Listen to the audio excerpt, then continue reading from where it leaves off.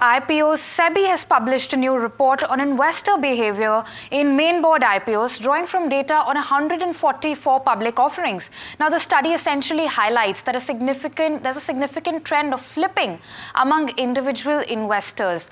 Agam brings you more on this report. Well, there certainly is a lot of flipping, and it's not just from the individual endpoint, but also non-institutional investors, along with, well, to a certain extent, a lot of institutions too.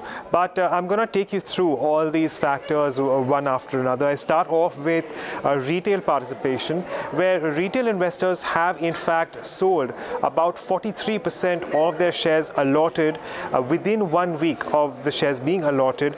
And moving on to non-institutional investors, this includes high net worth individuals as well as corporates. About 63% of the shares allotted have been sold within the first week.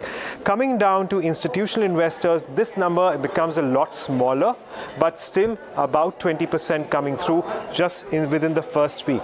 Now, if you exclude the anchor investors, about 54% of the IPO shares in value terms have been sold within a week, and about 73% in the first year. So there certainly is a lot of churn, and majority of the holdings, it seems, have been let go of within the first year itself of being allotted that particular IPO. Mutual funds perhaps are in this case a little bit of an exception, because just about 3.3% of the shares allotted to mutual funds have been sold within 1 week, and the overall number at around 28.5% is for the entire year.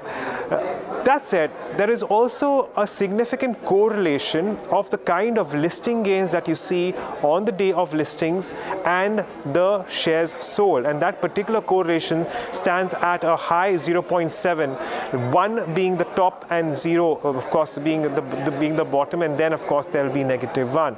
So 0.7 is significantly high. And to give you an idea about how subscription or oversubscription leads to listing gains, well, for all the issues that saw a subscription of over 100 times, they actually did see an 82% listing gain on a median basis. Moving on to 10 to 100 times, they've also seen a 22% listing gains on the day of the shares listed, and 5 to 10 times standing at around 10%, with about -2% for about 1 to 5 times.